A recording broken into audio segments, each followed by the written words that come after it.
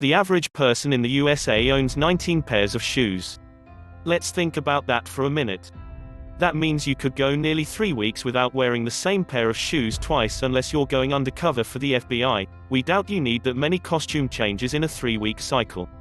Welcome to Visionspike, a channel where motivated people come to get more inspired. If you're not subscribed yet, you're missing out. Since the dawn of shopping, we've been led to believe that choice offers freedom, and options give us status.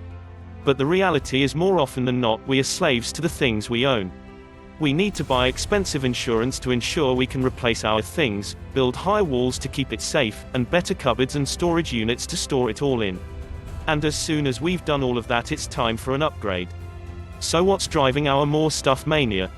We took a look at where this desire comes from and 10 reasons why you don't actually need more stuff. So let's cut the clutter and start sorting through it all. 1. The Diderot effect. This is the psychological term for the spiral of buying more stuff. It's named after a French philosopher who, after being penniless, came into some money and decided to buy himself a new robe. With this new robe on, he suddenly noticed how shabby the rest of his possessions were. He next replaced his rug, then a sculpture to match his rug, his kitchen table was next to be upgraded, and then it was the mirror, and so on. These reactive purchases are a common trap, where obtaining new possessions leads to a spiral of consumption. That means more and more new things are bought.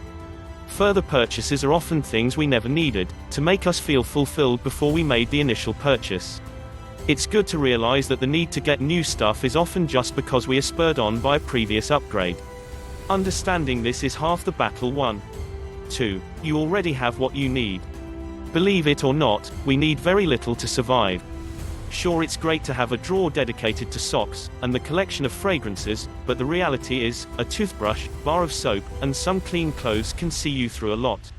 There's no need to go that minimalist, but when you really look at it, most items in our homes are non-essential, and most of us have duplicates of many items. There are a growing number of businesses catering to shared resource living. Renting bicycles, ice skates, and surfboards have always been the norm. But now you can hire out the tool you might need, get a hold of a trailer, or a car through an app, and even rent a snappy outfit or a window box of growing vegetables. There is little to no reason to have to own anything anymore. But before you start looking at what you can rent, take stock of what's already in your possession, and you'll be surprised how much you already have. Even a student starting out has appliances out of convenience more than out of need. 3. Less stuff means more space. It's simple math, but the less you have, the more space you free.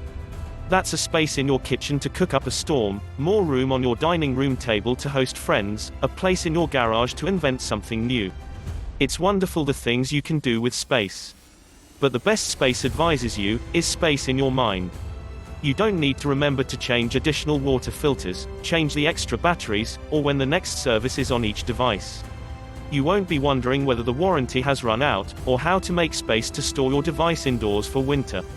All this mind noise is erased when you simply own less, and then you can focus on the things that fulfill you. 4. Having stuff takes time. There's more to owning something than just taking it home. Research ahead of buying something, then how and where to store it safely. This often means you need to buy cases, hangers, or a whole cupboard, and then assemble it all. Then there's the routine maintenance and upkeep. Next is the time it takes to keep track of all the stuff you own. Ever spent an hour searching through your stuff for a gadget you know you bought for this exact moment, but have no idea where you put it? This might be a good time to consider if your stuff is saving you time or wasting your time. 5. If you don't own it, you can't stress about it. It's often been said that the best swimming pool is the pool you don't own. That's because keeping a pool clean is a lot of work, and keeping everyone safe around the pool can end up being quite stressful. Expenses and pool covers, and taking them on and off every time you feel like swimming, and at the end of the day, you don't. So many of the things we have we buy because someone we knew got one and raved about how it changed their life. It's keeping up with the Joneses, and caring what everyone else at the campout thinks about our tent that drives us to buy the latest and greatest gear instead of borrowing one or just making do. And the truth is, it doesn't make a darn difference how much fun we have, but it sure makes a difference when we get home from camping and have to find a place to store all that gear once again. 6. Having less stuff creates gratitude for what you do have. If you're in constant pursuit of buying more, you pay little mind to what you already have, and then you appreciate it even less.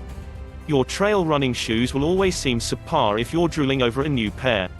When you have a less, you have a greater appreciation for what you do have by realizing what a blessing it is, and will find yourself being happier all around. 7. You can become a slave to your stuff.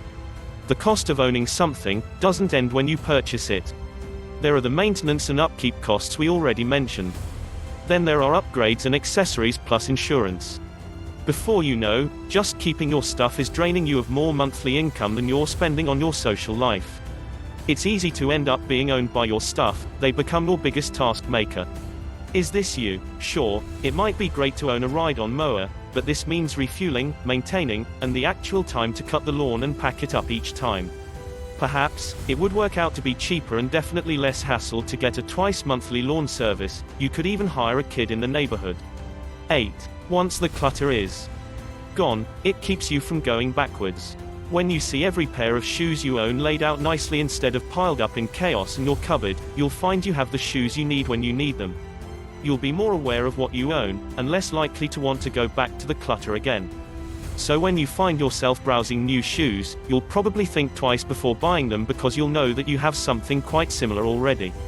The other advantage of everything having its own place is when you add something new, you'll be forced to ditch something old to make a room for it, so you will be less likely to let the clutter creep back in. 9. Less stuff leaves you more mobile. If you're jonesing for a new adventure, ask yourself if you could really pick up and go, even if an opportunity to relocate presented itself. Or does packing up your belongings fill you with dread? People with less stuff are more agile and can relocate and set up shop wherever they find themselves. They're more resourceful to make local connections to find the tools, team, or equipment they need because they are used to borrowing, hiring, and working together. Owning less is more than just living with less, it's a mindset to make the most of what you have. And find ways to resource yourself with what you need by working with other people. To get yourself one step closer to geolocation freedom, why not start downsizing your closet, and perhaps reducing how many lotions and potions you keep in your bathroom cabinet, and to work on it from there. 10. Liquidity is the equivalent of freedom. If you look at your closet right now and do a quick calculation, how many thousands of dollars are sitting in there? That's your hard-earned cash going out of fashion in the cupboard. We all have a good percentage of clothes we don't fit into anymore and never truly did. Then we have the regret purchases. What the hell were we thinking buying that shirt? If we had just paused for a moment in the midst of buying mayhem, it's highly unlikely we would have half the stuff we have in our cupboard. That cash could have been sitting in your bank account this whole time. It could be invested, it could be saved for a trip, or it could be the freedom to ditch the job you hate and pursue your dream.